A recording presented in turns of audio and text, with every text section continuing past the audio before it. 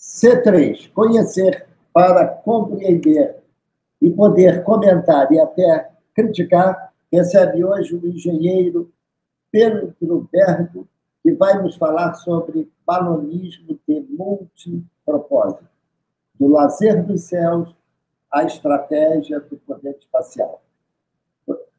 Doutor Pedro Bergo, a palavra é sua. Então, agora eu só preciso, inicialmente, agradecer o convite do professor Amoedo e a todos aqueles que nos ouvem aí, nessa oportunidade aí, né? Eu espero aí estar contribuindo nesse programa aí de conhecer, compreender e comentar, com mais uma potência aí, quem sabe aí a quarta aí, que seria a curiosidade, né? A minha ideia seria pegar o balonismo, né, como uma, vamos dizer assim, a plataforma mais primitiva do homem a ascender os céus, né, e ter aquela visão de pássaro, né, e mostrar toda a aplicabilidade do balão ao longo desses quase 3 séculos, e aonde eu vou fazer um trampolim para a estratégia do poder espacial. Então, eu quero mostrar a evolução do balão desde o início até nós chegarmos a um ponto em que nós vamos cair no campo da estratégia do poder espacial. Ok? Então, vamos avançando aqui. Bem, o que eu chamo de balonismo de multipropósito, né? Que seria esse emprego de balões, né, com finalidades diversas, né? Os balões usados em guerras, né, como plataforma de observação, até como bombardeio também, como exibicionismo, de uma maneira cultural, né, costumes tradicionais, o lazer, voos panorâmicos, etc. Tem visto aí uma tendência aí também no mundo de usar os balões como embelezamento. Depois eu vou mostrar isso com mais detalhes. Para propaganda, né? Porque a gente tem ideia do balão como se fosse uma gota d'água, né? Mas, na realidade, o balão ele foi evoluindo desde a época ali de Santos Dumont, né?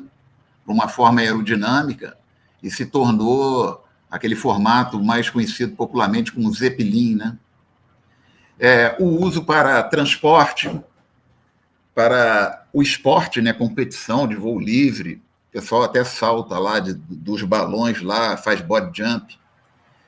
E depois entra numa parte mais científica, que seria o uso dos balões meteorológicos, né, para estudos climáticos e para estudos científicos também, de camada de ozônio, aquecimento global, etc., até nós chegarmos aí à vigilância e espionagem.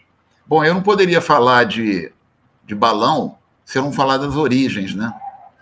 Então, eu peguei aí um recorte de tempo que começa, pelo menos aqui no Ocidente, com o nosso brasileiro aí, o Bartolomeu de Gusmão, que foi o primeiro que coloca uma experiência de uns protótipos de balão de ar quente, e ele faz algumas demonstrações.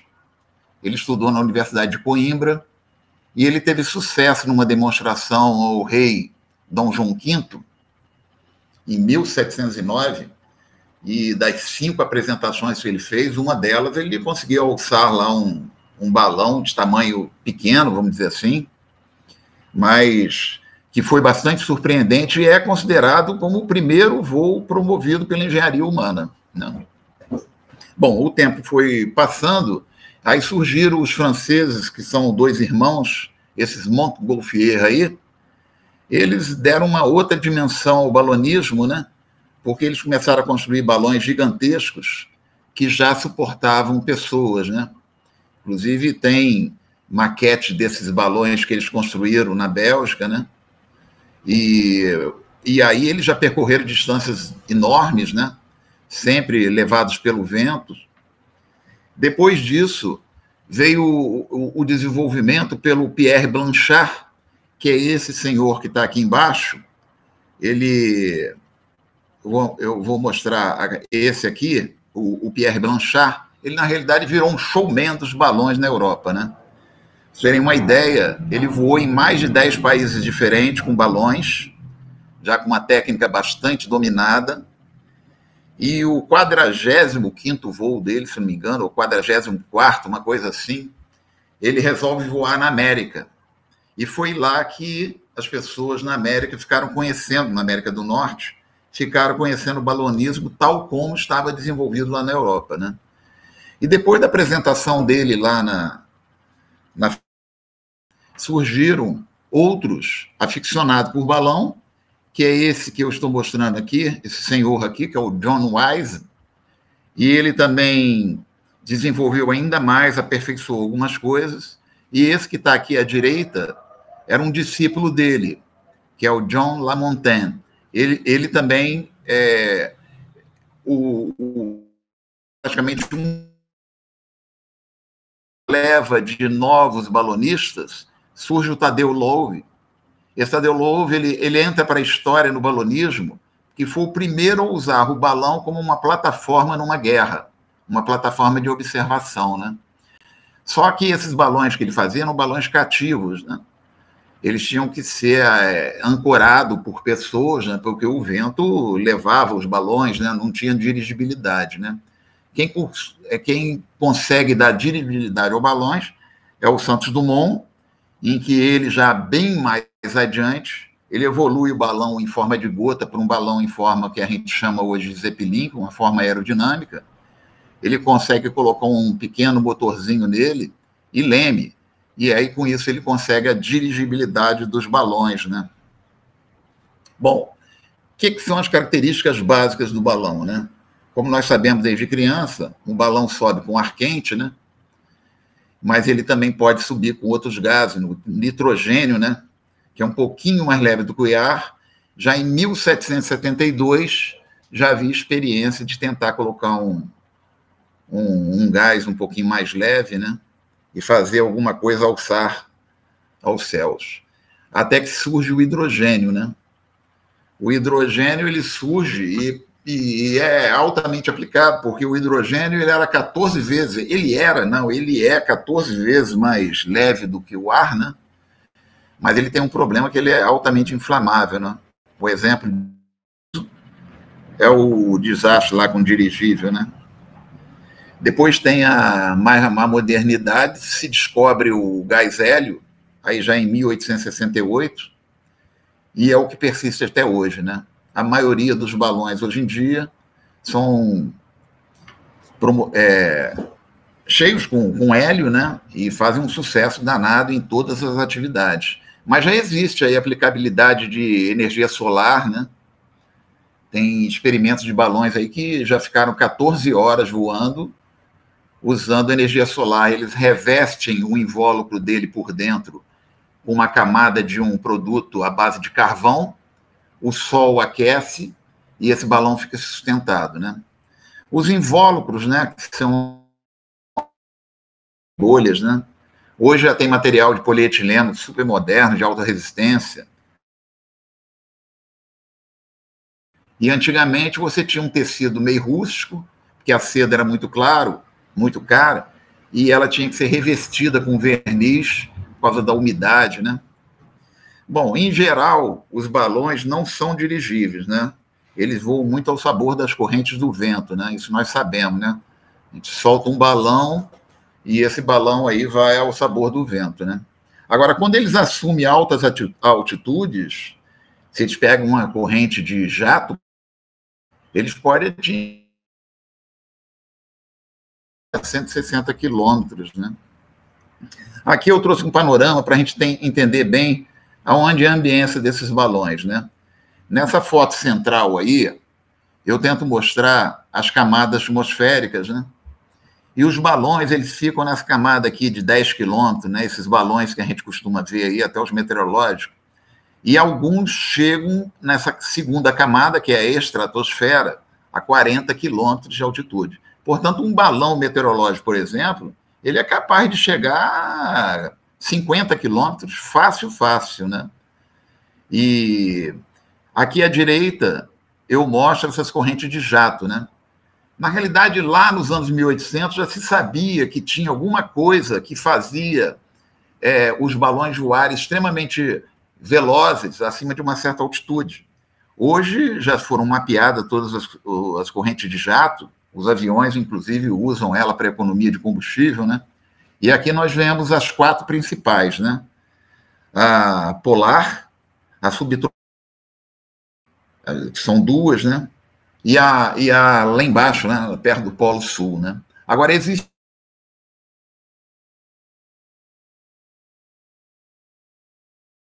balões e outros objetos, né? Os aviões também usam muito dessas. Além daquelas numa camada mais baixa, que são promovidas por correntes que passam por cima de cordilheiras, etc. Né? Bom, na guerra, vamos falar um pouquinho aqui da aplicabilidade do balão na guerra. Né? Desde lá da guerra da França com a Áustria, já se havia aplicação de balões assim, justamente para observar o inimigo. Né? Tem o famoso caso dos balões austríacos, em 1849, no ataque da Áustria na cidade de Viena. Na Guerra da Secessão Americana, eu falei aqui, o Tadeu Loube, ele é o primeiro a usar na América o balão como plataforma de observação inimiga. Na Guerra do Paraguai, a chamada Guerra da Tríplice Aliança, o Caxias encomenda balões e são usados balões na Guerra do Paraguai. Na Guerra Hispano-Americana, já bem aqui, quase na virada do século passado, em 1898, e mais recentemente, nós tivemos na guerra na África do Sul, foi usado balões de observação, e na Segunda Guerra Mundial, mais notadamente, no desembarque da Normandia, se a gente olhar aquelas imagens do desembarque da Normandia, aqueles filmes históricos que aparecem aí na televisão, a gente vai ver uns zeppelins alçados ali, protegendo os navios, né? E também tem balões que os japoneses, já no estertor da guerra, no desespero de perder a guerra, que é esse que está na foto aí, em que eles mandaram mais ou menos assim, entre 8 a 9 mil balões pela uma corrente de jato do Pacífico, e esses balões carregavam bombas incendiárias, né?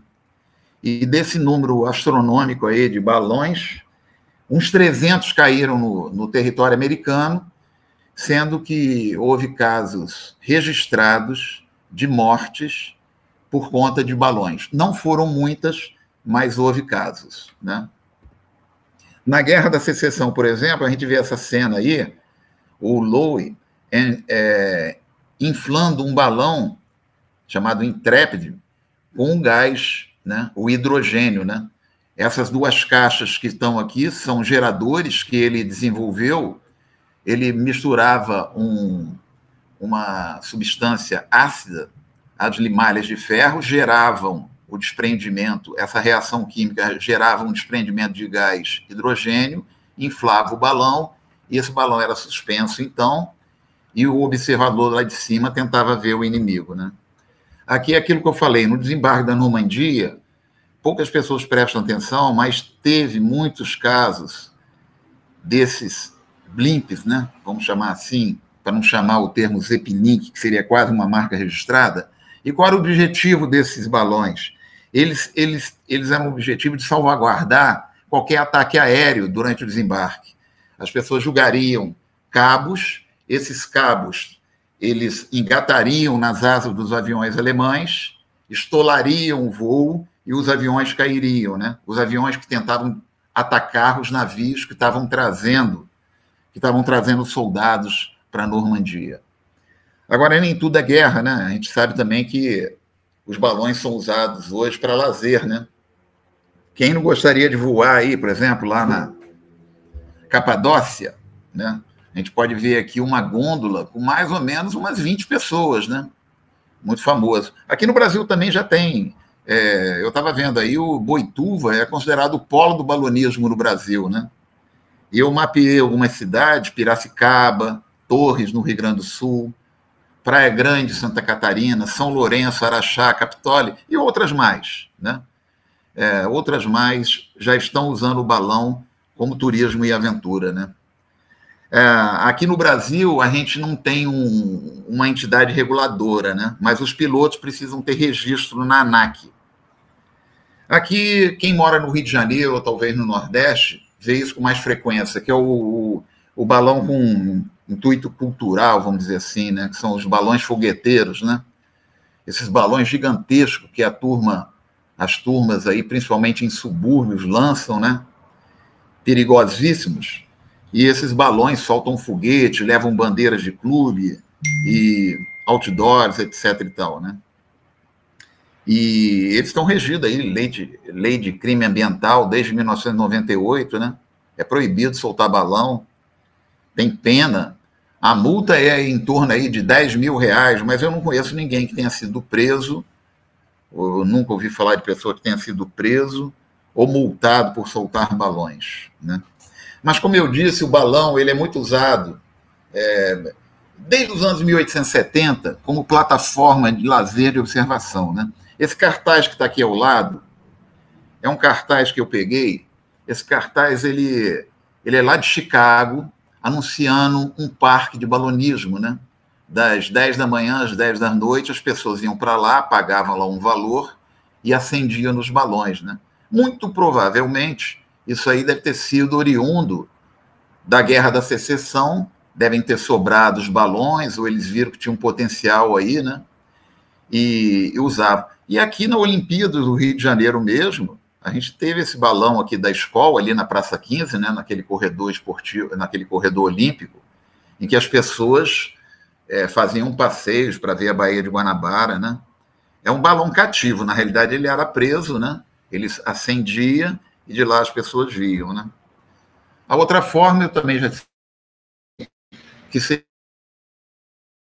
empresas que estão desenvolvendo balões, não só para propaganda, né? Como para carregamento aí, grandes cargas, né? Em algumas áreas aí existem balões. Nós vimos essa semana aí um balão em São Paulo, parecido com esse da Goodyear aqui, promovendo aí os 150 anos do Santos Dumont, né? Fez muito sucesso aí, porque desperta curiosidade, né? Todo mundo olha, né? Então divulga bastante a marca, né? Outra maneira de se usar o balão, né? Seria essa forma aí cenográfica, né? Eles chamam de night glow, né? De um brilho noturno, né? Esses dois ambientes que nós estamos vendo aqui, um é lá no sul, em Torres, né? E o outro me parece que é na Noruega, Islândia, na Europa. Lá tem um show lá também, já que está no calendário turístico, as pessoas levam balão e aí fazem votação dos balões mais bonitos, né? E a gente vê de tudo, né? As pessoas querem subir no céu, quer voar, né? Quem se lembra aí do padre brasileiro, o padre Adelir, né? Ele alçou voo lá em 2008 e acabou morto, né? Ele caiu lá perto de Maricá, né? Ele caiu lá e foi encontrado depois lá no litoral de Maricá, né? Porque ele fez uma besteira danada, né? Ele sobe numa opção de balões de hélio com GPS, deu problema lá, ele se perdeu, caiu. Mas se tem louco aqui no Brasil, tem em outros lugares também, né? Esse americano aqui, Jonathan Trape, ele, durante as comemorações da independência do México, em 2021, ele alçou o voo de uma cidade no México e bateu o recorde mundial pendurado em balões, foi parar no Colorado. Ele, na realidade, já era recordista mundial nessa modalidade, né? E ele fez isso também para promover, né? Ganhou notoriedade, existe aí todo um esquema de publicidade em torno do evento, né? Mas a gente nota que as pessoas, apesar de hoje nós estamos vivendo um mundo altamente tecnológico, ainda tem aventureiros do tipo aí que faz um voo tão arriscado desse tipo, né? Outra coisa que as pessoas estão usando muito, isso aí, a gente ligar o YouTube você vai encontrar aí, né? São pessoas que estão pegando balões do tipo desses que usam para meteorologia, né? Para estudo meteorológico, acopla uma câmera GoPro, né? E também um GPS Spot, né? E um paraquedas, né? Então eles alçam o balão, esse balão vai lá na estratosfera, né? Lá 38 mil metros de altitude, quase 40 mil metros de altitude, até que o balão estoura, né? Por causa de uma questão aí de subpressão, E aí o paraquedas desce com um balão, né, com o que sobrou, através do GPS eles localizam e resgatam, né? E qual é o objetivo disso aí? O objetivo é mostrar a curvatura da Terra, né? É um tipo, uma modalidade, aí um hobby, vamos dizer assim, né? E eles ficam disputando aí visões delas das mais bonitas possíveis, né? Agora, para o lado do experimento científico, existem coisas mais sérias, né? Do tipo assim, empresas, né, que estão mandando balões, né, para gravar sons, infrações na estratosfera, né? Isso aí tem todo um sentido de pesquisa, né?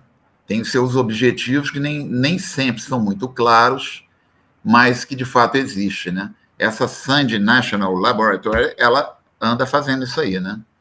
E eles levam sensores e tudo mais, coletam esses dados e depois recolhem e fazem os estudos. Essa matéria aí, ela é recente, ó, era de 12 de maio de 2023, né? Mostrando aí o Daniel Bowman, ele é um cientista, né? Lá, localizado lá no Novo México, e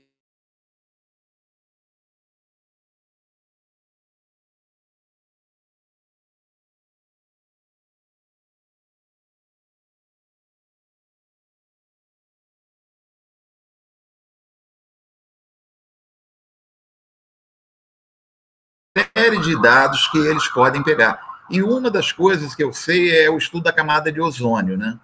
Então, eu estava lendo a matéria como um todo, aqui eu só coloquei um pedaço, mas me parece que a preocupação é a camada de ozônio, né? E temos aí os meteorológicos, né? Que é o mais comum aí, que toda unidade militar tem, essa preocupação de saber o tempo, né? Esse David Kate aí da Universidade de Harvard, ele está fazendo uma tese, né? De pulverizar partículas de gelo na atmosfera, e a ideia dele é tentar estudar o aquecimento global.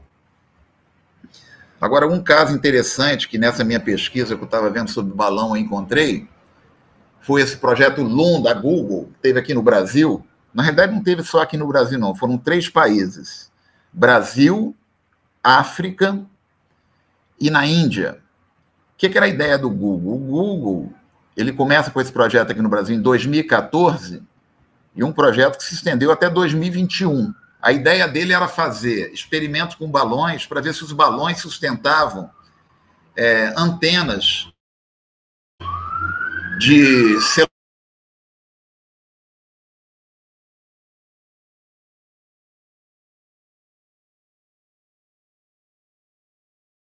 uma rede de balões em áreas remotas, e esses balões funcionariam como antenas de celular. Mas o projeto não foi para frente, ele foi descontinuado aí em 2017. 2 protótipos desses caíram, né, no interior do Piauí, e devem ter assustado muita gente, ou provavelmente algum órgão aí proibiu. E eles viram também que não tinha muito sentido, né? E eu até estava vendo aqui o CEO do projeto dizer: o desenvolvimento de uma nova tecnologia radical é inerente arriscado, né? Agora, veja o que estão fazendo, né? Essas 2 empresas, essa Space e a Worldview, elas estão criando cápsulas modernas. Essas cápsulas têm poltronas, janelas panorâmicas, ar-condicionado, internet 5G, e a ideia é vender viagem na estratosfera, né? A 30 quilômetros de altitude, e a viagem duraria mais ou menos de 6 a 8 horas, né? Cápsula aí com 8 passageiros, né? Agora, eu fiquei bobo de ver o preço, né? Cada viagem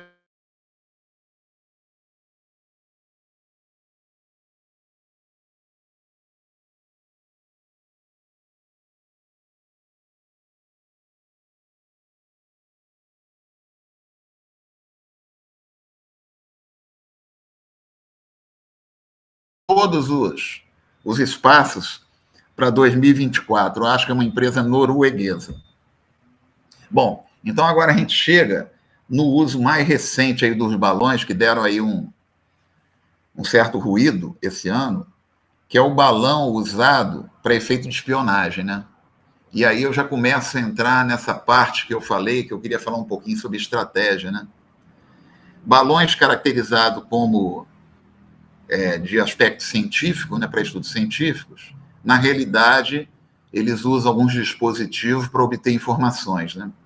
Então, eu peguei aqui uma fala do Sean, que é um especialista em segurança internacional, e ele fala: esses balões de alta altitude, em geral, têm uma série de funções.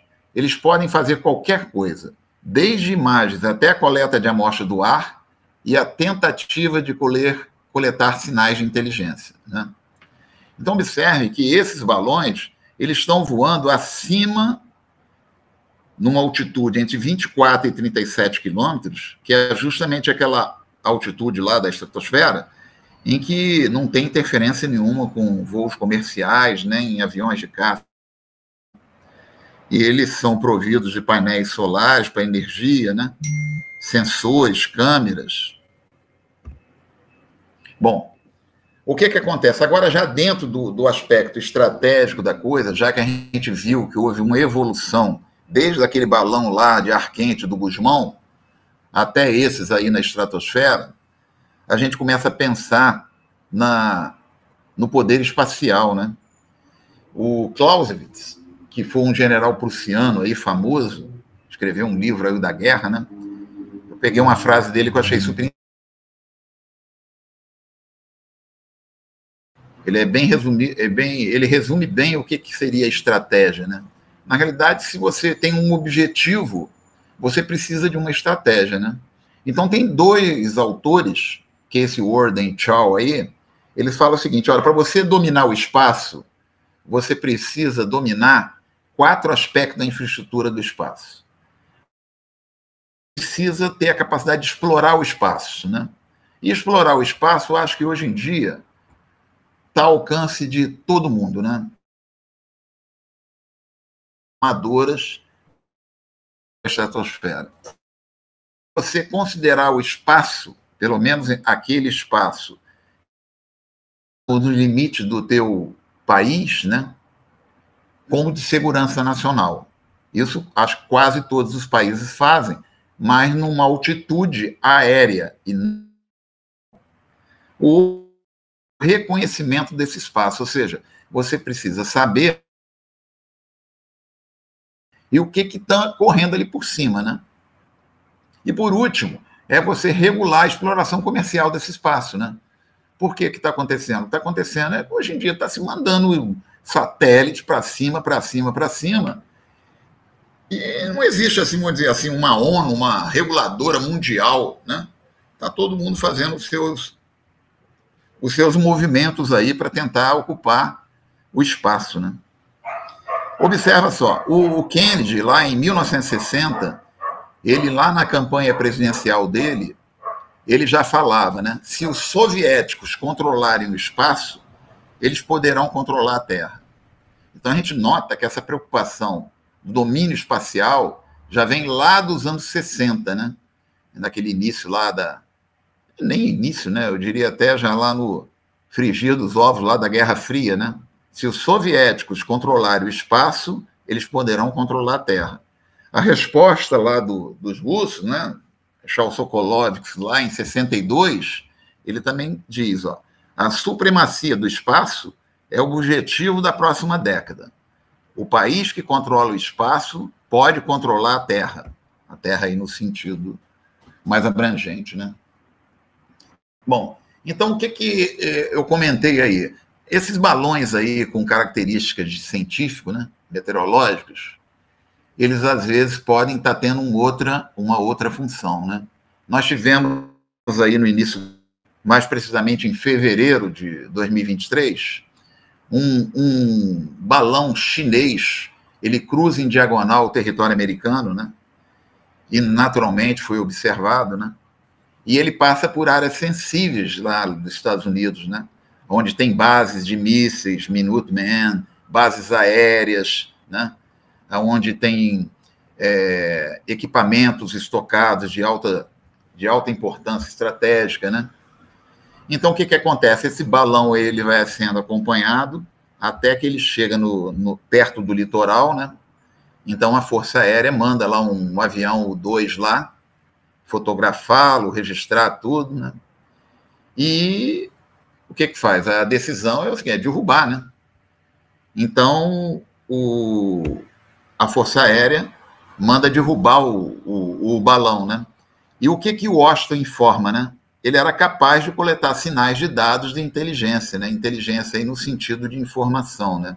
Ou seja, eles já tinham a noção de que esse balão não tinha objetivo nenhum meteorológico, né? Aí é o momento em que um caça americano, da USAF, abate o balão cai no dia 4 de fevereiro de 2023, no litoral lá da Carolina, né? Então, a turma lá da Marinha, lá da Guarda Costeira, recolhe o balão, né? Manda para o FBI começa a fazer uma perícia lá, né, para identificar o que tinha de fato naquele balão lá, né? Porque isso aí também começa a criar problemas diplomáticos, né? A gente sabe aí que existe uma rivalidade aí Estados Unidos e China, que os nervos estão um pouco sensíveis, né? Bom, e o que diz lá o secretário de Defesa americano, né? Ele diz, olha, não estamos sozinhos nisso. Nós já compartilhamos informações com dezenas de países ao redor do mundo, tanto de Washington quanto por meio de nossas embaixadas.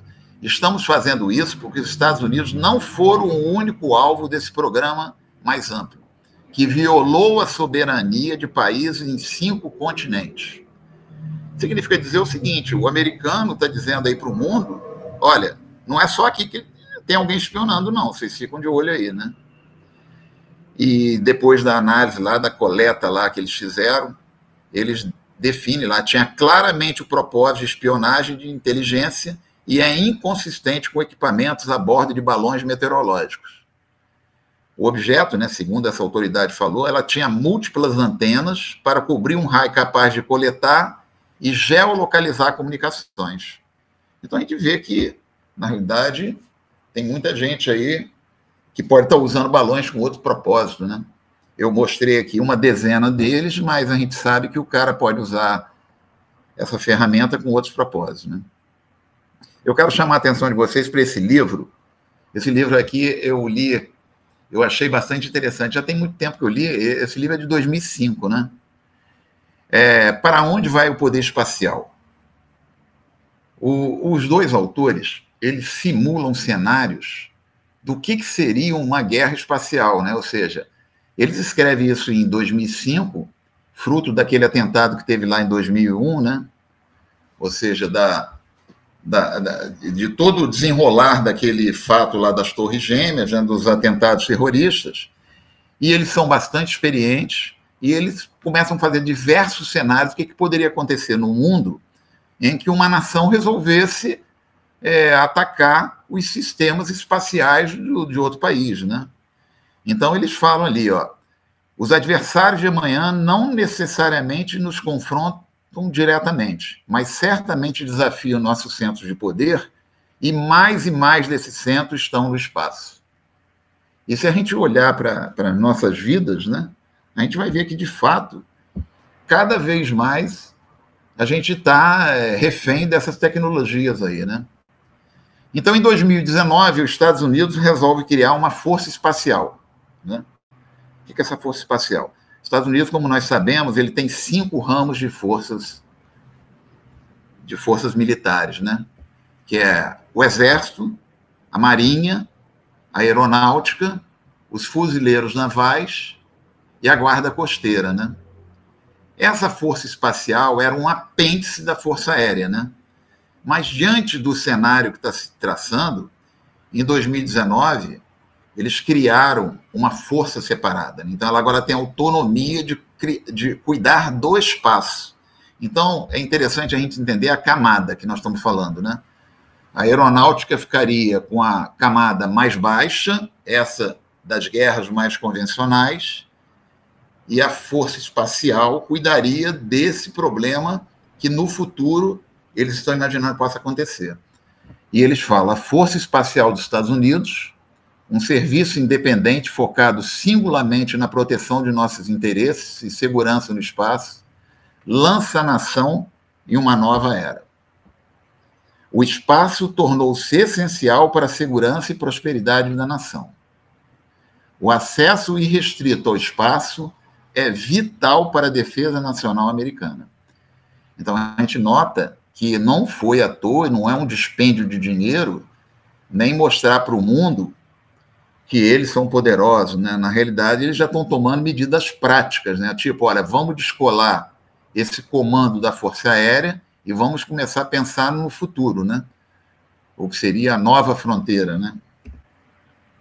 Então, hoje, a Força Espacial ela já tem até missão definida lá, né?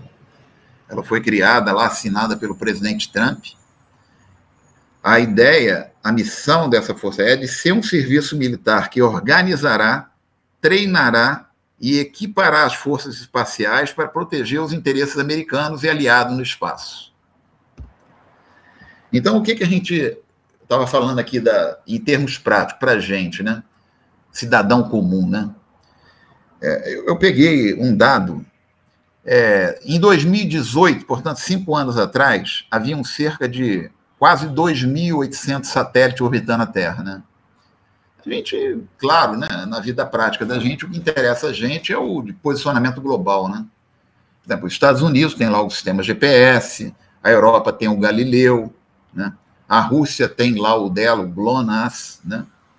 A China desenvolveu em 2020 o dela, né? Que é o tal de Beidou, que quer dizer ursa maior em mandarim. A Índia também tem um sistema de posicionamento global com 7 satélites. E o Japão também tem um de 4. E o Japão parece que é um acessório do americano. Eu acho que existe ali um. Mas, depois, quando eu fui avançando na minha pesquisa, eu descobri que esses 2.700 é um número de 2018. Em 5 anos, o cenário já mudou muito, né? E por que mudou? Mudou por causa da parte comercial que eu comentei ali, né? Da exploração comercial do espaço. O Elon Musk, ele cria a Starlink, né? Todos nós aí já estamos vendo aí, na prática, isso acontecer, né? E cada foguete da Starlink que o Elon Musk manda, ele está mandando 60 satélites. É bem verdade que os satélites dele não são esses satélites enormes, né? Do sistema GPS e outros aí com outros satélites menores, ele está mandando a cada lançamento 60 satélites. Aí eu estava vendo quanto que ele mandou, ele já tem registrado 1.560 satélites, numa órbita em torno de 550 quilômetros, né? E qual é o objetivo dele? O objetivo dele é fazer uma verdadeira malha no globo terrestre. Os números são um pouco... Os números, eles divergem um pouco, dependendo da fonte, né? Por exemplo, essa fonte que eu peguei aí, o cara disse que ele já mandou 3.000 satélites desde 2018. Não, ele não mandou ainda 3.000. Ele vai mandar 3.000. Na realidade, ele vai mandar muito mais, porque eu peguei uma matéria, o cara estava dizendo que existe, pela Starlink, o objetivo de mandar 28.000 satélites desses no primeiro estágio da Starlink. Depois, numa segunda etapa, eu não sei quanto tempo vai durar isso, eles teriam quase 30.000 satélites. Ou seja, você imagina, você em qualquer lugar do planeta, você vai poder ter o seu sistema, televisão e internet, 5G e tudo mais, amarrado numa empresa aí, né, comercial que não tem nada a ver com militar, né? Então a gente nota que o espaço ele vai tomando uma conjectura em que precisa realmente de uma certa proteção, né? Observa o Brasil, né? O Brasil, a gente tem aí a nossa agroindústria, hoje totalmente modernizada, e essa indústria, hoje em dia, as colheitadeiras, né? As máquinas, né? Todas elas são movidas por GPS, elas são programadas para fazer etc. e tal, e todas elas, hoje em dia, estão usando esses sistemas aí de geoposicionamento, né? Então, você imagina um colapso numa rede dessa aí, o quanto isso afeta aí, né? E quanto isso pode afetar a economia de um país, né? Nós, por exemplo, que somos dependentes aí da agroindústria, né? Que hoje é, vamos dizer assim, uma das maiores fontes nossa, né? Mas não é só isso, né? Existe também um mercado financeiro mundial, né? Existe muita coisa, transações com cartões de crédito, né? Então, o que acontece? O espaço, né, ele afeta quase todas as partes das vidas diárias dos cidadãos. Hoje em dia é difícil você ver aí uma atividade em que a gente não esteja aí dependente aí de alguma coisa que esteja lá em cima girando, né? Então, eu quero terminar aqui com uma provocação, né?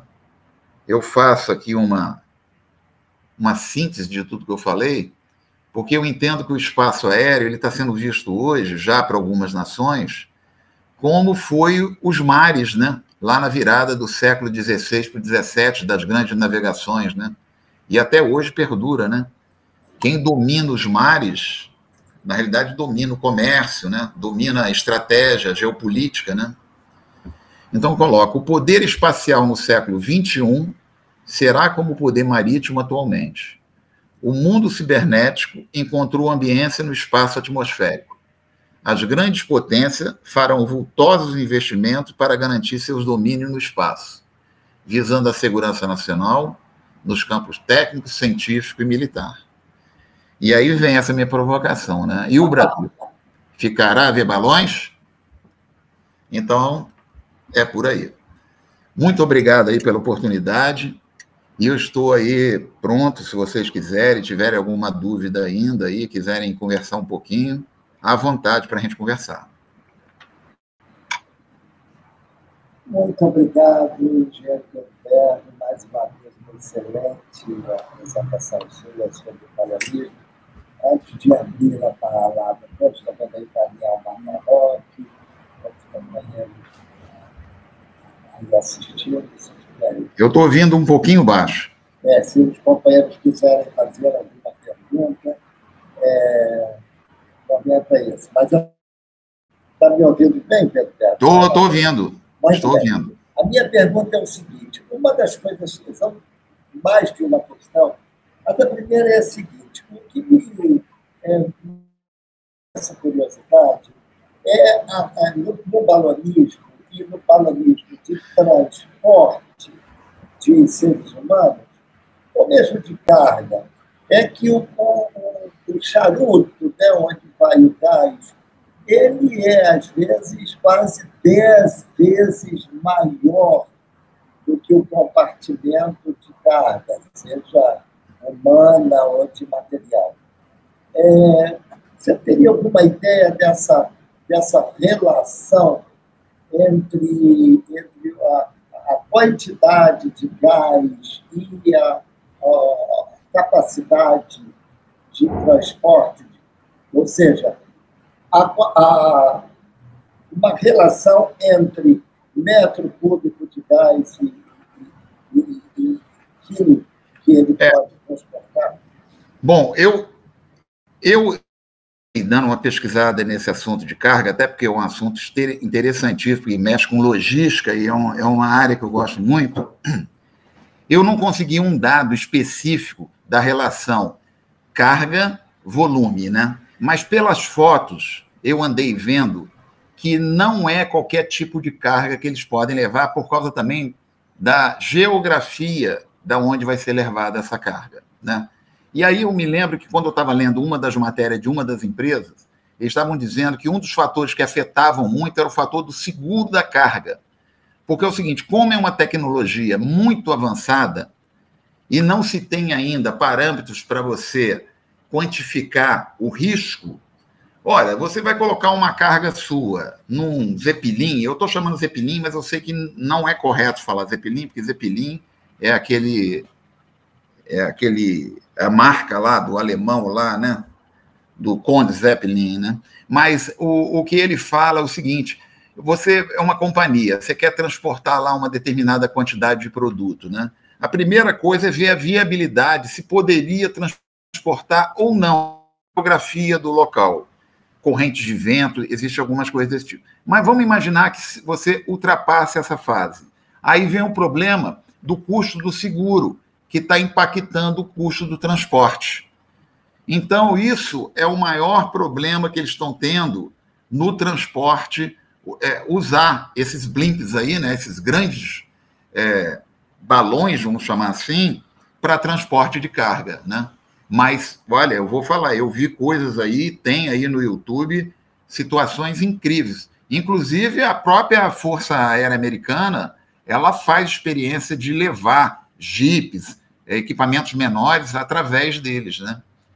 De um ponto para outro, acredito que de um forte para outro, né? Existe até emprego militar também. É isso que eu poderia dizer. O que eu vejo na área de carga, temos até um companheiro nosso, também engenheiro, e que é o Ricardo, que é da Natural Energia, e ele tem uma vocação inicial nas torres eólicas. Eu imagino suspender aquelas grandes hélices, aquelas torres gigantes. Acredito que com um balão ali seria mais fácil, não sei a relação custo-benefício, de levantar aquilo com um helicóptero, ou levantar com um balão. Mas eu acredito que o balão seria mais barato, não seria, não. Tem um detalhe aí que eu acho interessante nesses modais de carga, que às vezes eu fico pensando assim, da mesma maneira que o caminhão ele afetou o transporte ferroviário, da mesma maneira, outros transportes estão afetando esses aí dos balões, né? Porque a gente vê o seguinte, o que hoje em dia é transportar? Transportar um dos fatores é a rapidez, né? Então, se você tem outro modal de carga, esses gigantescos navios container aí, por exemplo, como é que você vai transportar por um Zeppelin? Que tamanho tem que ser esse Zeppelin aí para levar a quantidade de container? Não tem como, né? Então, eu acho que eles estão esbarrando nessa limitação. Eu acredito que seja uma coisa assim, mais pontual, talvez em locais assim, tipo Antártida, no Ártico, locais inóspitos, em que você não tem ferrovia, naturalmente você não tem rios, embarque fluvial, mares, enfim, rodovias, aí você usa essa alternativa, né? Mas fora disso, eu não vejo aplicabilidade maior, não. Não vejo. Vamos para a aplicabilidade turística.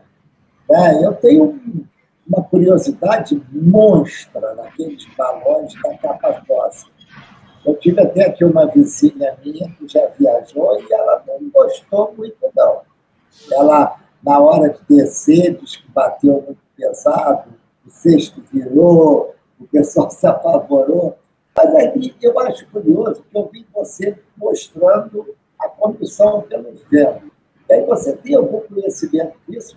Aquilo ali tem alguma dirigibilidade, ou seja, a gente sabe de onde sai, mas a gente tem alguma ideia para onde vai, eles voltam ao mesmo ponto. Há dirigibilidade desse balão?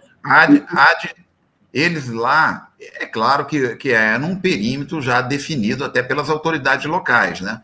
Agora, é um balão de ar quente. E esse balão de ar quente ele é dirigido por jatos, que eles fazem a dirigibilidade para retornar para o local lá, né? Então, eu acredito o seguinte, que seja mais aquilo que eu falei. Ele não é só de você fazer um passeio, é também de um turismo de aventura, né? Porque não é qualquer um que vai ter a coragem de entrar num balão desse, né? Mas eu sei que aqui no Brasil, por exemplo, já existem cidades que já tem isso no programa turístico. Você chega lá, você acende num balão, faz o passeio, e às vezes o balão não posa onde o cara queria, né? Na realidade, o balão vai parar lá a quilômetros, mas aí vai uma van e pega, né?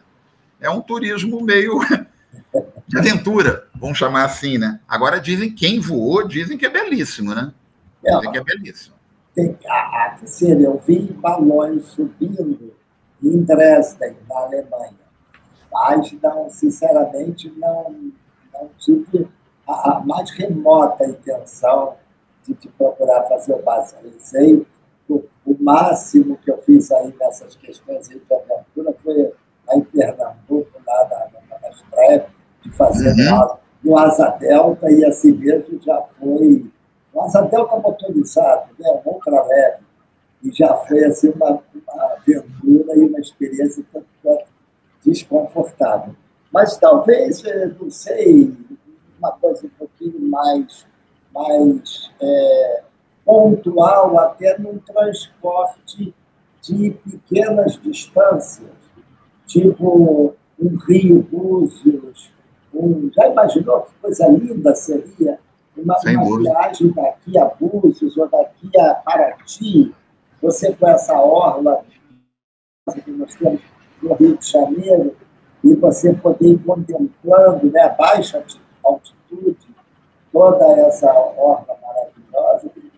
Realmente, acho que para o turismo, possa vir a ser um potencial intenso. Agora, tem uma aplicabilidade interessante que eu não comentei aqui, mas eu estou me lembrando aqui agora. Uma vez eu estava andando numa estrada americana e na estrada americana estava sendo monitorada por um Zeppelin desse, pequeno, assim, do tipo daquele que eu vi ali da Goodyear. Eles lá de cima estavam monitorando a velocidade, etc. Então, a gente nota também que, às vezes, tem algumas aplicabilidades que a gente não sabe, não chegam ao nosso conhecimento, mas existem. E por que eu descobri que estavam? Porque na placa, nas estradas, tinha placa dizendo: essa estrada está sendo monitorada por voos lá, papapá. Aí eu falei, olha que troço interessante. E você via, andando, dependendo do ponto que você estava, você via.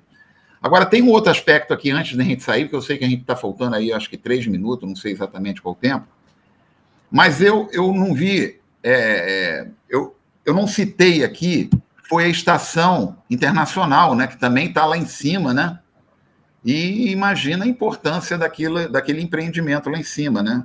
Nós estamos falando aqui um empreendimento de 150 bilhões de dólares, envolvimento de diversos países, né? E aquilo requer uma proteção, né?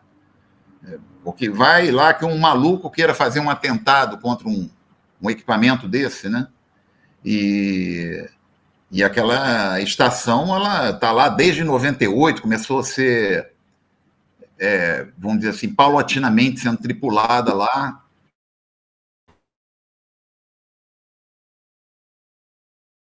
À mercê lá de qualquer um, né? E ela não está tão alta, ela está a 400 quilômetros de altitude, um pouquinho abaixo do Elon Musk, né? Eu já vi um especialista em navegação aérea dizer que em um futuro muito breve nós não teremos voos de grande distância. Nós ascenderemos por um jato até a estação espacial, ficaremos lá no cassino, ou no shopping, ou no bar, e aí anuncia meia hora depois, estamos sob toque. Aí digo, não vou descer agora, não, eu desço na próxima rodada. E aí você se encaminha a zona de embarque, desce do outro foguete para baixo, e assim seria. Vamos ver, né, Beto, se a gente vira o suficiente para assistir esse tipo de coisa, nem que seja pela televisão, né? Eu costumo dizer que, citando aqui Shakespeare, né? Não foi Shakespeare que falou aquele negócio há mais coisas entre o céu e a terra, né? Sim. Do que supõe a vã filosofia, não tem? Tem mais coisas aí que a gente não sabe. Você imagina se tem 5.000 satélites girando aí, e quantos satélites militares não são divulgados? Quem é que não vai querer proteger isso? Eles não vão dizer que está lá em cima, né? Então, o espaço é a nova fronteira. Olha, hoje mesmo, essa quarta-feira, dia 26 de julho de 2023, eu estava fazendo aqui um levantamento de meus documentos e achei um seminário que eu participei no ano de 1994, no Estado-Maior do Exército, aqui no Brasil, e nós estávamos analisando o ensino no Exército no ano 2000. E ainda faltavam 6 anos naquela época. E uma das palestras foi um pesquisador de ficção científica, que foi uma das palestras mais deslumbrantes que eu já assisti.